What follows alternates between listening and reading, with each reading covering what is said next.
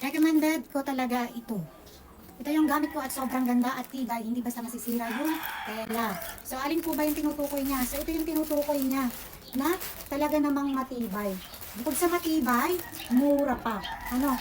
And, buy one, take one yun na ito mabibili. So, malapad na yung strap niya sa likod. And, maganda yung pagka-foam niya. Maganda na yung pagka-foam niya.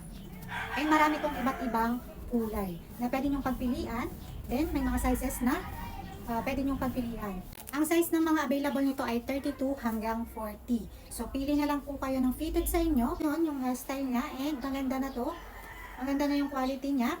Kung naghahanap kayo ng mura, so, iwasan nyo lang na i-washing yung mga brashier natin. So, yun. Alam naman po natin na kapag ka po na washing, makukuyumpit. May possible na makuyumpit. Kaya, iwasan po natin i-washing. I-hand wash na lang natin.